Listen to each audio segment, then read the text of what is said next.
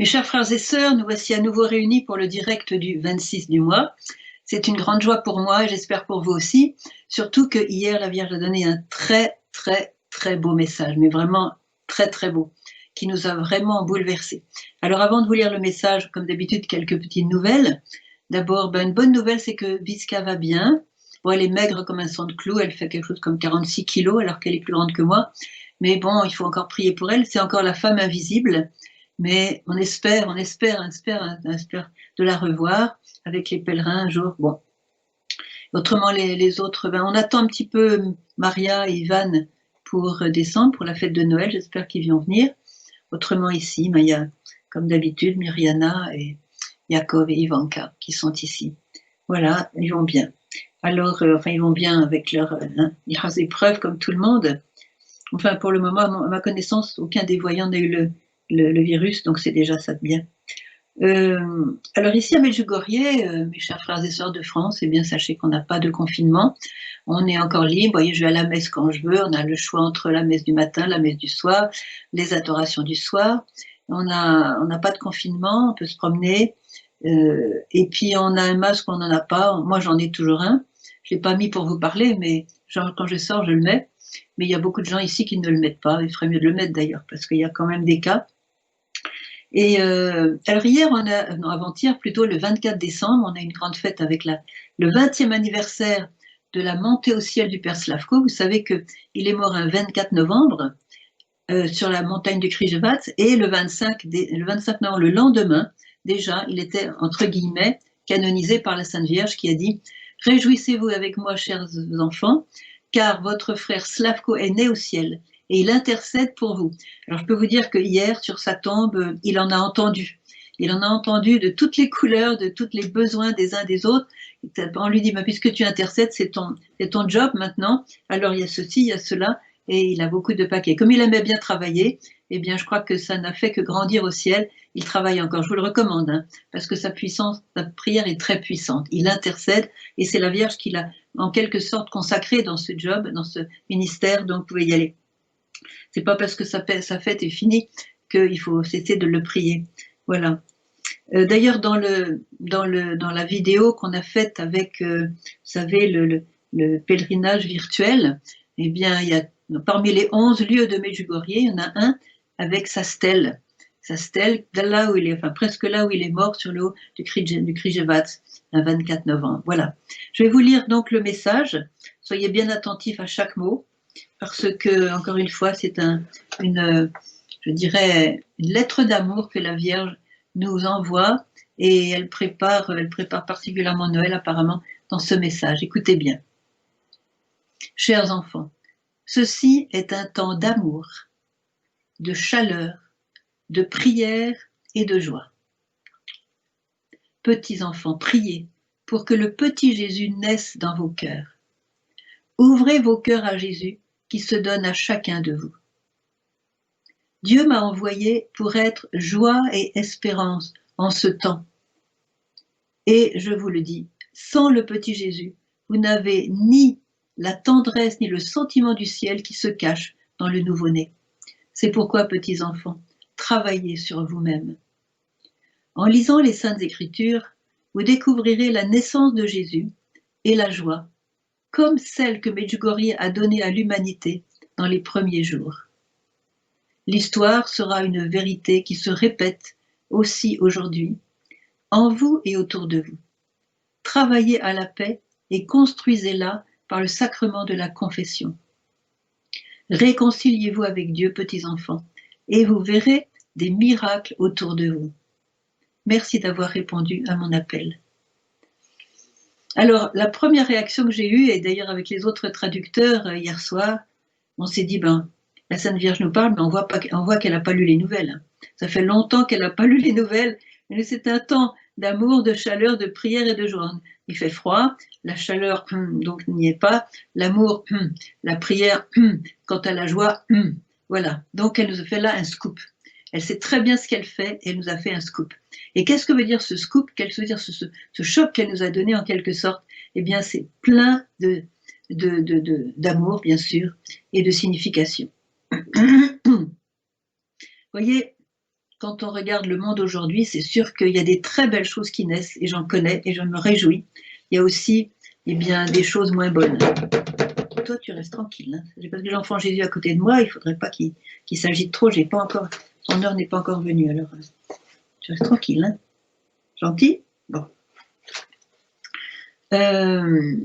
Voilà.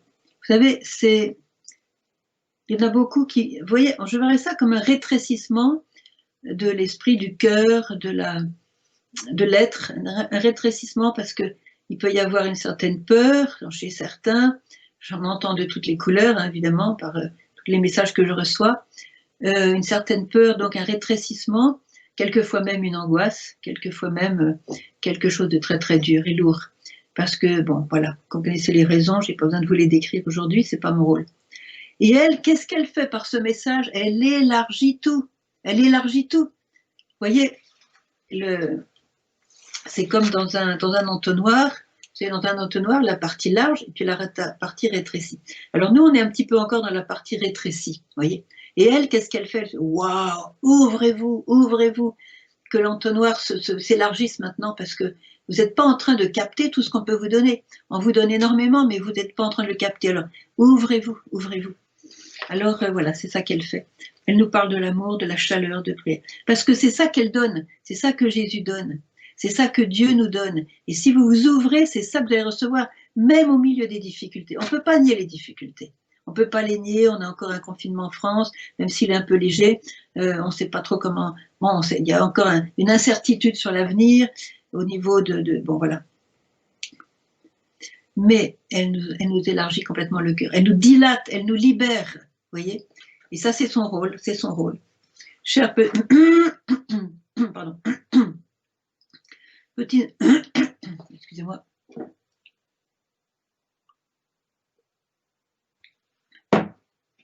Priez, petits enfants, écoutez bien, pour que le petit Jésus naisse dans vos cœurs. Ouvrez vos cœurs à Jésus qui se donne à chacun de vous. Alors, elle veut que le petit Jésus naisse dans nos cœurs. Il faut savoir que ce n'est pas la première fois qu'elle nous dit ça. Elle nous le dit souvent. Et je voudrais vous lire un message qui est très très important et qu'elle a donné au début du siècle. Et en fait au début du millénaire. Vous ne l'avez peut-être pas remarqué, mais alors c'était très très fort. C'est le message du 25 décembre 99, donc le dernier message du deuxième millénaire, donc le premier du troisième. Voilà. Je passe le début. Les enfants d'une manière... Donc c'est Noël, hein, spécial aujourd'hui. Je vous apporte le petit Jésus dans mes bras. Je vous donne la possibilité de vous décider pour la paix. Par votre oui à la paix, votre oui aujourd'hui à la paix, et par votre décision pour Dieu, une nouvelle possibilité pour la paix s'ouvre pour vous. Ce siècle sera ainsi un siècle de paix et de prospérité. Décembre 99, c'est ça qu'elle nous avait annoncé. C'est pourquoi mettez le petit Jésus nouveau-né à la première place dans votre vie. Mettez le petit Jésus nouveau-né à la première place dans votre vie. Et qu'est-ce qu'il fera, ce nouveau-né? Écoutez bien, il vous conduira sur le chemin du salut. Alors, on a besoin aujourd'hui d'être conduit. Je pense que vous êtes toutes d'accord qu'on ne peut pas complètement 100% compter sur nos politiciens. Hein? Pas besoin de discuter là-dessus. On ne peut pas compter sur eux, surtout que s'ils ne prient pas, bon. Donc, on va compter sur qui nous donne-t-elle comme guide pour nous guider sur le chemin du salut? Un petit nouveau-né. Elle dit même pas le petit Jésus, elle dit le petit Jésus nouveau-né. Donc, le plus faible, le plus innocent, le plus vulnérable. C'est ça notre guide. Et je vais vous expliquer pourquoi. Enfin, à ma manière, hein, parce que, voilà, chacun fait ce qu'il peut. Alors, c'est l'innocence qui va nous sauver. Vous savez, Satan a horreur de l'innocence. Pourquoi est-ce qu'il tue les enfants dans le sein de la mère par milliers, par dizaines de milliers, par centaines, par millions chaque année? Pourquoi est-ce qu'il va chercher ce petit, comme disent les incroyants, un petit bout, comme un petit appendicite, un petit bout de chair comme ça, qui vaut rien? Comment ça se fait qu'il a besoin de tuer ça? Comment ça se fait? il ne supporte pas l'innocence. L'innocence, c'est Jésus lui-même. Dieu est innocent et Dieu est un enfant. Je me souviens de ce témoignage d'un gros dur qui était en prison, il avait fait tous les crimes du monde, et alors il blasphémait, il était toujours en colère, c'était un gros dur qui vraiment était, fallait vraiment le tenir, quoi. Et donc, alors il y a des gens qui ont beaucoup prié pour lui. Qu'est-ce qui s'est passé? Un jour, quelqu'un, je crois que c'est un prêtre, est venu, quelqu'un lui a dit qu'en fait, Dieu est un enfant. Ça a été un choc pour lui. Dieu est un enfant. Dieu, le créateur de tout, est un enfant. Et ben ça l'a complètement converti. Il a complètement changé. Il est devenu doux, il est devenu gentil, il est devenu calme, il est devenu un autre homme. Pourquoi? Parce qu'avec l'enfant Jésus, qu'est-ce qui se passe? L'enfant Jésus vient tirer des plus profonds de vos entrailles, de votre être, de votre cœur, les merveilles que le Christ, le Créateur, a mises en vous au moment de votre création. Vous voyez? Et ce gros dur qui tapait dans les murs, qui blasphémait, qui donnait des coups de pied partout et qui se révoltait, l'enfant Jésus est venu dans ses entrailles profondes, pour faire sortir toute la tendresse qui dormait au fond de son cœur. C'est pas qu'il était dur, c'est que la dureté était, je dirais, un épiphénomène. Il avait certainement été blessé, une enfance difficile, comme beaucoup, vous voyez, dans les prisons. Eh bien, l'enfant Jésus avait fait ressortir, avait fait éclater au grand jour, et lui a fait goûter la tendresse qui déjà était mise dans son cœur, vous voyez. C'est magnifique. Alors, je vais vous lire une prière qui a été composée par un frère de ma communauté, Jean-Marc Hamel. Voilà. C'est une prière, en quelque sorte, de consécration à l'enfant Jésus. Et ça va vous donner un petit peu l'identité de l'enfant Jésus. Ô enfant Jésus, enfant Dieu, tu es venu si petit, si vulnérable, si pauvre, si faible pour nous. Je t'offre les peurs de ma faiblesse, de ma vulnérabilité, de ma petitesse, de ma pauvreté. Je dépose tout ce que je suis dans ton cœur innocent et pur. Oui, je me consacre à toi, enfant Jésus, roi d'amour. Je me consacre à ton innocence, à ta pureté. Oui, tu es le véritable amour, la véritable beauté. Tu es celui qui ne soupçonne rien. L'innocence de ton regard nous sauvera. L'innocence de ton regard nous sauvera. Enfant Jésus, sauve-moi par ton innocence. Magnifique. L'innocence de ton regard nous sauvera. Alors, je vais avancer un petit peu parce que si je me perds comme ça, on n'a fait que deux, trois lignes là. Alors, Dieu m'a envoyé pour être joie et espérant en ce temps. Tant mieux, parce qu'on a vraiment besoin de cette joie et de cette espérance. Vous voyez, je crois que la grosse douleur aujourd'hui, c'est qu'il y en a qui commencent à ne plus avoir d'espérance. Et ça, il faut garder l'espérance. Elle est venue pour ça, et si elle est venue pour ça, elle va triompher. Il faut l'aider à triompher. Et je vous le dis, sans le petit Jésus, vous n'avez ni la tendresse, ni le sentiment du ciel qui se cache dans le nouveau-né. Alors ça, c'est magnifique aussi.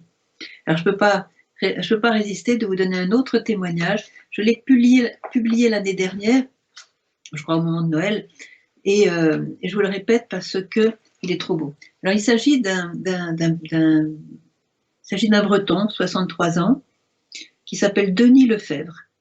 Et alors ce Denis Lefebvre, figurez-vous qu'il avait, bon, c'était un chrétien du dimanche, il était pratiquant, mais il n'avait pas vraiment rencontré l'amour de Dieu, c'était évident.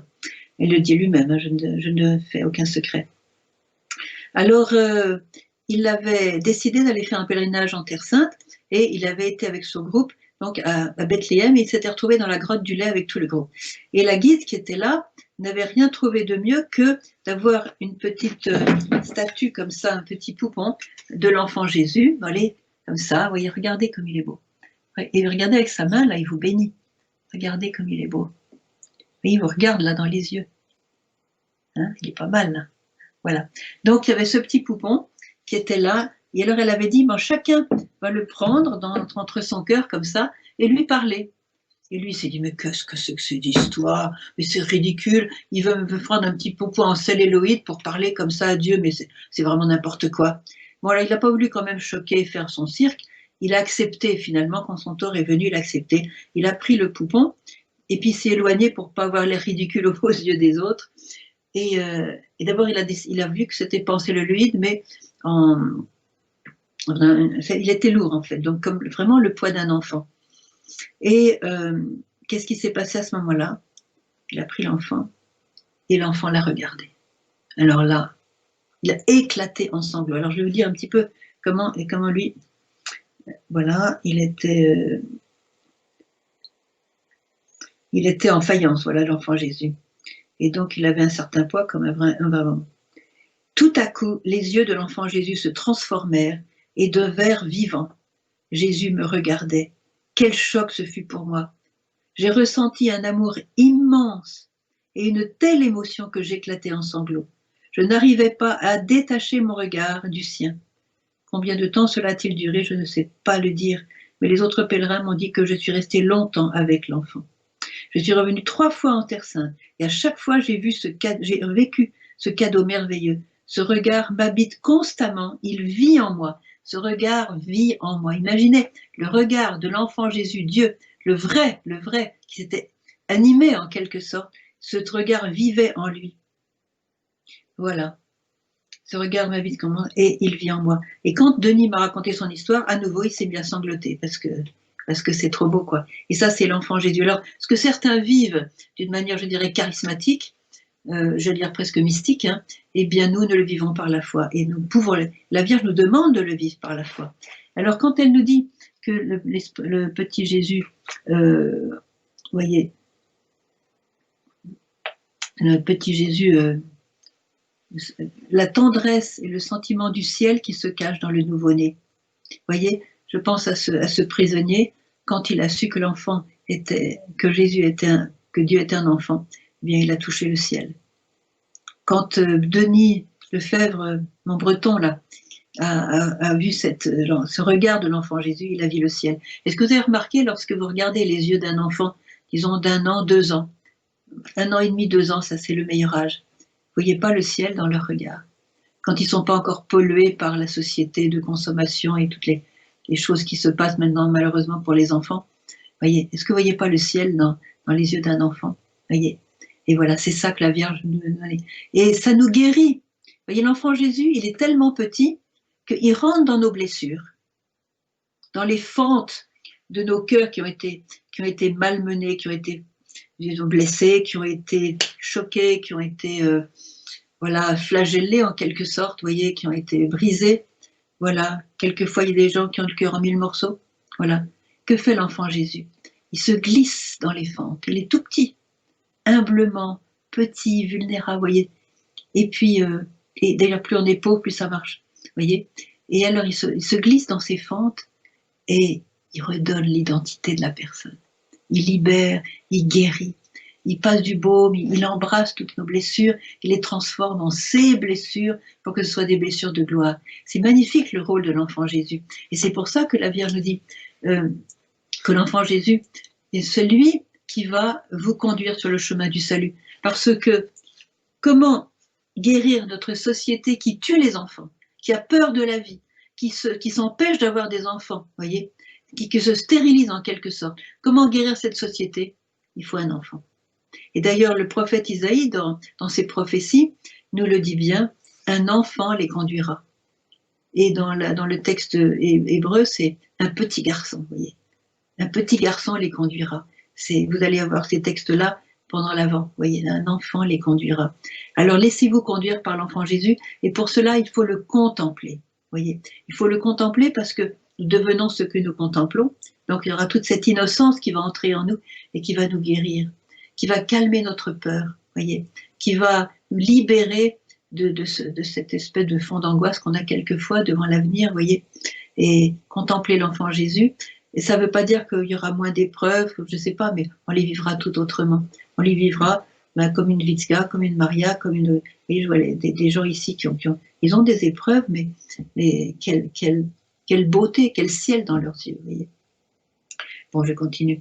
Alors, sans le petit Jésus, alors ne soyez pas sans le petit Jésus. D'ailleurs, la Vierge nous demande de bien commencer notre crèche dès le début de l'Avent. Dès le début de l'Avent, pour que justement on puisse, disons, se préparer au mystère de Noël et la venue de l'enfant Jésus, dans la joie de Noël. Je vais vous lire, évidemment, ce très beau petit texte minuscule, vous voyez, c'est une petite Bible, vous voyez, qui ne tient pas beaucoup de place, un tout petit texte dans Saint-Luc qui va vous donner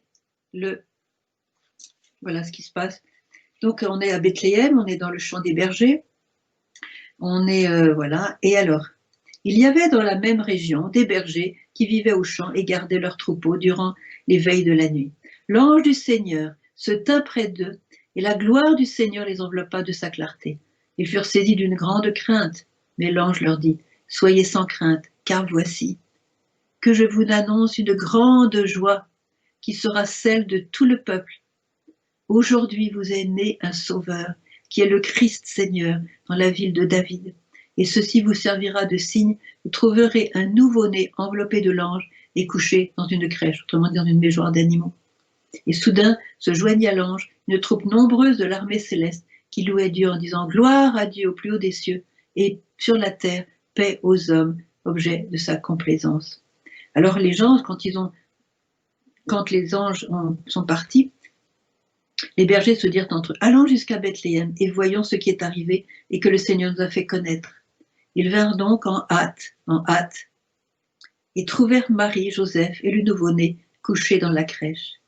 Ayant vu, ils firent connaître tout ce qui leur avait été dit de cet enfant, et tous ceux qui les entendirent furent étonnés de ce que leur disaient les bergers. Quant à Marie, elle conservait avec soin toutes ces choses, les méditant dans son cœur. Alors vous voyez, c'est très beau, parce que Marie, après dans ce message, nous dit, en lisant les Saintes Écritures, vous découvrirez la naissance de Jésus, comme nous l'avons maintenant découvert, mais aussi préparée par tous les prophètes, je ne peux pas tout vous lire. Et la joie, alors écoutez bien, c'est très important. En lisant les Saintes Écritures, donc tout ce qui concerne l'enfant Jésus, vous découvrez la naissance de Jésus. Et la joie, écoutez bien, comme celle que Medjugorje a donnée à l'humanité dans les premiers jours bien sûr des apparitions. N'oubliez pas que Marie, quand elle est venue le premier jour, qu'est-ce qu'elle portait dans ses bras? Eh bien précisément l'enfant Jésus. Elle portait l'enfant Jésus, les voyants nous l'ont mimé, donc c'est facile à... Tiens, je vais le faire comme ça, voilà. Vous voyez, elle avait l'enfant Jésus comme ça. Regarde la caméra. Regarde. Voilà, regarde la caméra. Donc, il n'y a pas un voile dommage. Je vais faire avec mon scapulaire. Donc, voilà. Alors, elle est arrivée et l'enfant était voilé. Il y a un petit voile par-dessus. Et qu'est-ce qu'elle faisait? Elle découvrait l'enfant Jésus. Et elle le recouvrait. Elle découvrait l'enfant Jésus. Pour faire comprendre aux voyants quoi? Qu'elle était venue pour découvrir, pour révéler l'enfant Jésus. Et là, le personnage le plus important à Medjugorje, c'est pas la Vierge, c'est Jésus. Et en particulier Jésus enfant. C'est le premier, vous voyez, qui a été honoré en quelque sorte devant les voyants par le premier jour des apparitions. Et comme par hasard, vous voyez, elle nous parle des premiers jours des apparitions. Le grand désir de la Vierge, c'est que Medjugorje redevienne dans sa totalité, c'est-à-dire les locaux, les habitants de Medjugorje, ceux qui sont nés là, mais aussi les pèlerins, les pièces rapportées en quelque sorte, que tous on retrouve la ferveur des premiers jours. Et là, elle nous dit celle que la joie comme celle que Medjugorje a donnée à l'humanité. C'est-à-dire que Medjugorje, c'est pour l'humanité entière qu'elle a donné à l'humanité dans les premiers jours. Comme par hasard, les premiers jours des apparitions, ce sont je ne sais plus si c'est les 7 premiers jours, oui, les 7 premiers jours ont été approuvés par l'Église, vous voyez. Voilà, cela, on sait que c'est du vrai. Moi, je crois aussi que les autres sont du vrai, mais pour l'Église officiellement, le pape l'a dit, on approuve les 7 premiers jours des apparitions de Medjugorje, vous voyez. Alors, je me souviens d'un jour Daniel Ange était venu ici à Medjugorje, le père Daniel Ange que tout le monde connaît évidemment, et alors il avait fait une homélie, sa première homélie dans l'église de Medjugorje. Il avait dit, vous savez frères et sœurs, Medjugorje, c'est le nouveau Bethléem, c'est le Bethléem du 3e millénaire, parce que c'est l'enfant Jésus qui va nous sauver. La Vierge l'a dit, c'est lui qui va vous conduire vers le chemin du salut, c'est lui qui va nous sauver, c'est lui, voilà. Donc c'est Medjugorje, vous voyez, ça, elle donne son sceau en quelque sorte à cette prophétie de Daniel Ange, que Medjugorje c'est vraiment le Bethléem du 3e millénaire, c'est-à-dire le lieu où on est et le lieu où on renaît, vous voyez. Et combien j'ai vu de pèlerins ici, des milliers, ça fait 31 ans que je suis ici, donc j'en ai vu défiler, eh bien la joie qu'ont les gens quand ils découvrent Dieu. La joie, grâce à la Sainte Vierge, ils découvrent qu'ils ont une mère, ils découvrent qu'ils ont un père, ils découvrent qu'ils ont un frère, qu'ils ont un Dieu, qu'ils ont un sauveur. Mais ils sont prêts à tout, voyez. C'est extraordinaire. C'est extraordinaire, voilà. Donc, alors préparez vos crèches et mettez bien le petit Jésus, pas avant sa naissance, mais mettez-le dans un coin et puis dites-lui, alors c'est bientôt ton tour, hein, c'est bientôt ton tour, hein, tu vas bientôt te coucher dans la crèche. Hein. Alors on t'attend. Voilà. Alors, voilà. Alors après, l'histoire sera une vérité qui se répète aussi aujourd'hui en vous et autour de vous. L'histoire, c'est-à-dire pas l'histoire, justement, l'histoire sainte, c'est tout l'évangile, toute l'histoire de Jésus, l'histoire du peuple de Dieu. Et l'histoire sera, elle dit, sera une vérité, c'est-à-dire dans le futur, elle nous parle du futur, elle nous donne un bon futur, vous voyez, elle nous donne un bon futur, sera une vérité, ça sera réel, vous voyez, parce que les croates, ils ont des vocabulaires très très simples et très basiques, je dirais, vous voyez. Alors, l'histoire sera une vérité qui se répète aussi aujourd'hui, ça veut dire que toute cette histoire sainte qui est merveilleuse et qui se termine très très bien en apothéose, même l'Apocalypse, vous voyez, se termine très très bien, malgré toutes les choses qu'on a lues ces jours-ci, il y aura des difficultés, mais c'est toujours une happy end, vous voyez, une très très bonne fin. Donc, l'histoire au futur sera une réalité qui se répète aussi aujourd'hui en vous et autour de vous. Ça veut dire que toute cette victoire de l'amour, de la joie, de la lumière sur le mal, la mort, etc. Parce que Satan règne, il est fini, Satan, il est fini. Il fait semblant de régner, mais il est fini. Voyez. Alors, cette histoire va rester en nous et autour de nous. C'est-à-dire qu'on porte déjà en nous la victoire. L'histoire avec sa happy end, elle est déjà en nous. Elle est déjà en nous. Alors, réjouissez-vous parce que cette réalité de la victoire se répète aujourd'hui encore en nous et autour de vous. Et il faut avoir les yeux, justement, les yeux innocents de ce bébé qui nous fait craquer complètement. Hein. Regardez le monde avec les yeux de Jésus. Regardez le monde avec les yeux de Jésus. Et vous verrez que vous aurez la victoire. Parce qu'à ce moment-là, comme on dit, le mal s'écrasera contre l'innocence. Je répète, le mal s'écrasera contre l'innocence. C'est l'innocence qui vaincra.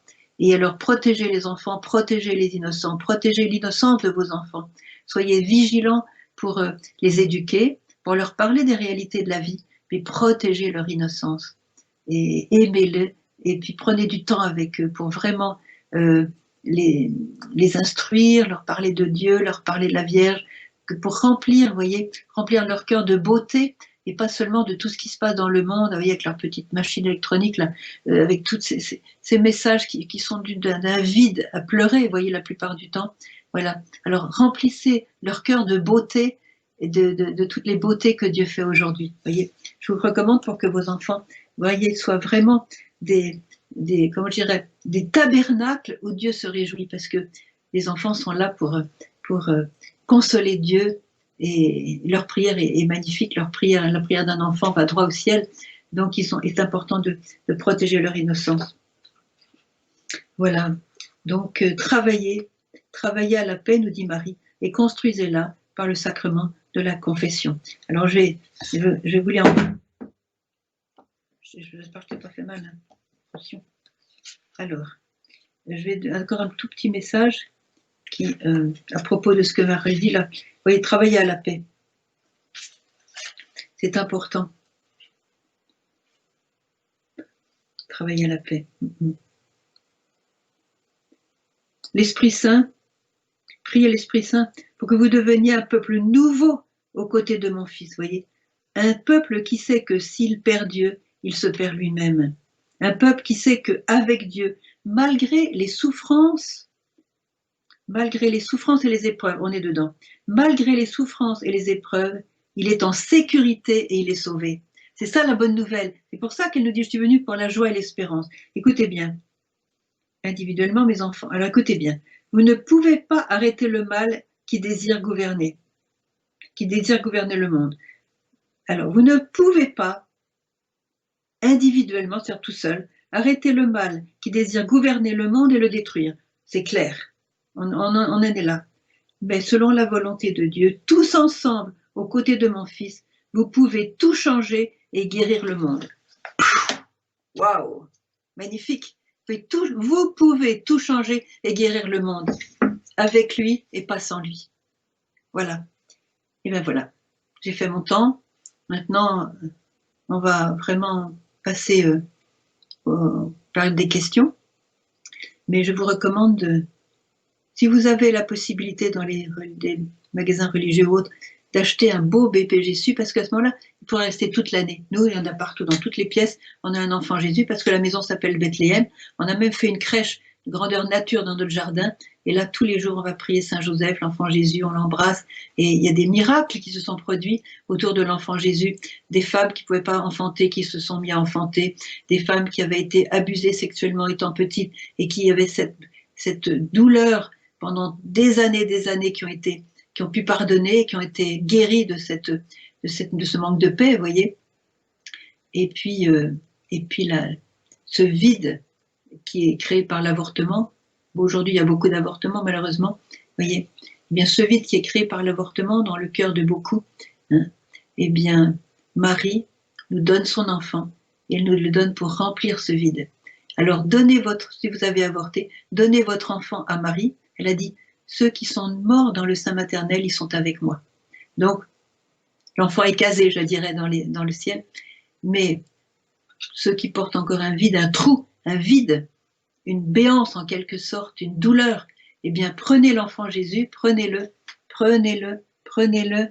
et il va remplir ce vide, il va remplir ce sentiment d'échec, ce sentiment de malheur, hein, et il va vous guérir. Voilà, l'enfant Jésus, il va vous donner sa tendresse et le sentiment du ciel. Alors, prenez-le dans vos bras, et quand vous communiez au moment de la messe, même si c'est une communion virtuelle, comme on fait maintenant, voilà, qu'elle soit virtuelle ou réelle, hein, eh bien, pensez que celui que vous prenez dans votre cœur, c'est un enfant. Qui peut avoir peur d'un enfant? Amen.